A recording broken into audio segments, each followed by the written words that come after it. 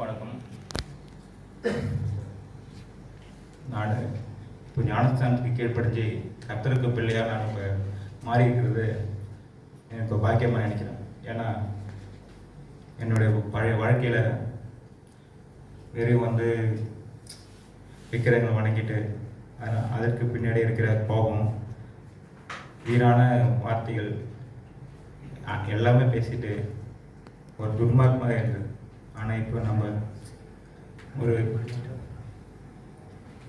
சர்ச்சைக்கு வந்துட்டு அந்த வேத வசனங்களை கேட்கும்போது நான் ஒரு புதுசாக உணர்ந்தேன்.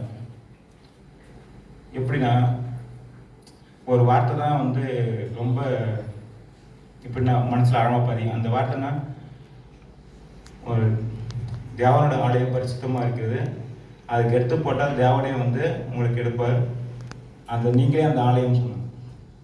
அப்போ நம்ம சரீரமே ஒரு ஆலயமாக இருக்குது. அது நான் நல்லா உணர்ந்தேன்.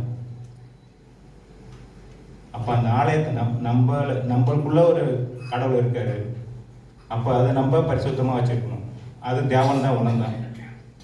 எந்த சிலையாலையும் எந்த விக்கிரமாலையும் நம்மளை ஒன்றும் செய்யாது. ஜீவனுள்ள ஒரு தேவன், அது கர்த்தர் உணர்ந்தான். சபையில் வார்த்தைகளை கேட்டு கேட்டு இன்னைக்கு ஞானஸ்தானம் கீழ்ப்படி கர்த்தருக்கு பிள்ளையா உம்முறை நிற்கிறேன். முதல்ல சொன்ன மாதிரி தான் என்ன தீர்மானம். நான் இப்போ ஊரில் நான் இருக்கிறேன்னா, இப்போ நான் ஒரு உதாரணமாக தான் என் கல்யாண பத்திரிக்கை போது எங்கள் அம்மா பத்திரிக்கை வச்சாங்க. அப்போ உனக்கு ஒரு பெரிய பிள்ளை இருக்காங்களா அப்படின்னு ஒருத்தர் கேட்டார். அந்த ஊருக்குள்ளே நான் இருக்கிறது தெரியல.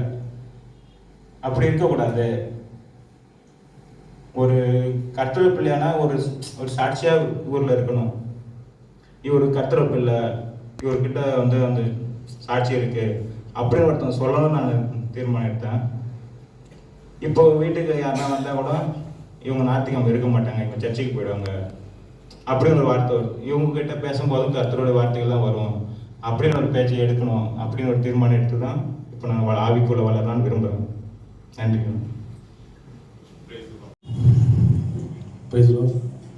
நான் சின்ன வயசுலாம் கொஞ்சம் சபைக்கு வருவேன். அதுக்கப்புறம் ஒரு 11th 12th படிக்கும் போதெல்லாம் சபைக்கு வரதே விட்டுட்டேன். எங்கள் வீட்டில் என்னை பார்த்து ரொம்ப பயந்தாங்க. நான் ஈஸ்வா விட்டு ரொம்ப போய்டுன்னு சொல்லிட்டு. அதுக்கப்புறம் காலேஜ் ஃபஸ்ட் இயர் படிக்கும் போதெல்லாம் சுத்தமாகவே நான் சபைக்கு ஞாயிற்றுக்கிழமைலாம் நான் வரமாட்டேன். அப்போ கொஞ்சம் கொஞ்சமாக ஈஸ்வா என்னை நிறைய சிக்ஷன் மூலமாக என்னையும் அப்படியே நானாகவே வேலைக்கு போகிறது எல்லாமே விட்டுட்டு, அதுமாதிரி சபைக்கு சண்டேனா சபைக்கு தான் போகணுன்ற மாதிரி நான் இப்போ எல்லாமே மாற்றிக்கினேன். ஏன்னா எனக்கு அவ்வளோ சபையை விட்டு வெளியே போனோன்னா எனக்கு அவ்வளோ பிரச்சனை வரும். அதனால் நான் சண்டேனாலே சபையில் தான் இருப்பேன். அதுக்கப்புறம் இப்போ என்னன்னா, எனக்கு எதாவது வேணும்னா நான் ஏசப்பாட்டை தான் கேட்பேன். உங்களுக்கு சித்தம்னா அது எனக்கு கொடுங்க அப்படின்னு கேட்பேன். இது நான் எனக்கு எப்படி இந்த மெசேஜ் கிடச்சிதுன்னா, ஒரு வாட்டி சென்னைக்கு ஜெகோஜெனிக்கு போயிருந்தோம். அப்போ சாம் அங்கிள் எங்கள் 3 பேரையும் கூப்பிட்டு ஒரு அட்வைஸ் கொடுத்தாரு. அப்போ இதெல்லாம் சொன்னார். அதுலேருந்து நான் இந்த விஷயத்தை நான் பர்சனலாக கடைப்பிடிக்க ஆரம்பிச்சிட்டேன். அதுலேருந்து நான் எப்பயுமே ஏசப்பாட்டு சொல்லுவேன், நீங்கள் உங்களுக்கு சித்தம்னா மட்டும் எனக்கு இதை கொடுங்க, இல்லைன்னா எனக்கு வேணாம். ஏன்னா இதில் எனக்கு நானாக எதுவுமே சூஸ் பண்ணால் எனக்கு இதில் ஆசீர்வாதம் எதுவுமே இருக்காது. நீங்கள் கொடுத்தீங்கன்னா அது எனக்கு கொஞ்சம் ஃபுல்ஃபில்லாக இருக்கும், ஆசீர்வாதம் நிரம்பி இருக்கும் அப்படின்ற மாதிரி நான் சொல்லுவேன். அவ்வளோ இதுதான் சார். எப்பவுமே குடியோடு இந்த குடும்பத்தை பார்க்காத தனியாக அப்படியே இதுவாக இருந்து பார்த்து அவர் ஏசித்து ஞானஸ்தானத்திலிருந்து இப்போ வாழ்க்கை நல்ல சிறப்பாக இருக்குது. எல்லா நன்மைகளும் நல்லா நடக்குது. குடும்பம் அவர்களுக்கு சந்தோஷமாக இருக்குது. அவர்கள் சன்னிதாகி அவர்களோடு இருந்து விரும்ப அவர் ஏற்றுக்கிறாங்க. உலகத்தில் கடைசித்த கடலில் அவர்கள் தான் என்ன செய்கிறார்.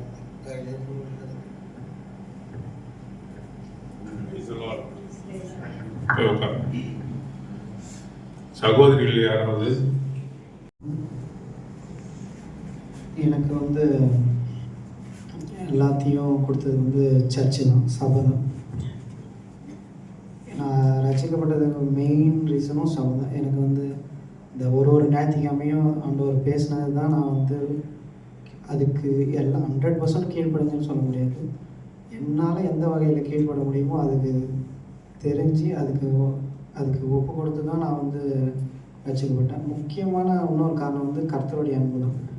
எனக்கு சபையார்கிட்ட இருந்து கிடைச்ச கர்த்தருடைய அன்பு, அவங்களோட ப்ரேயர்ஸ் தான் வந்து என்னோட ரட்சிப்புக்குள்ள வழிநடத்துறதுக்கு முக்கியமான காரணம்.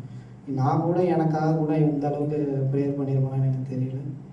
பட் ஆனால் அந்த சபையாரோட ப்ரேயர்ஸ் தான் என்னை நிற்க வச்சுருக்கு. இன்றைக்கி நான் என்ன தீர்மானம் எடுத்திருக்கேன்னா, என்னோடய சுயத்தில் நான் சாராமல், என்னோடய சுய முடிவில் எந்த இதுலேயும் சாராமல் ஆண்டவருக்கு ஒப்பு கொடுத்து எல்லாத்தையும் ஆண்டவர்கிட்ட கேட்டு அவரோட சித்தம் என்னன்னு அறிஞ்சு ஒப்பு கொடுத்து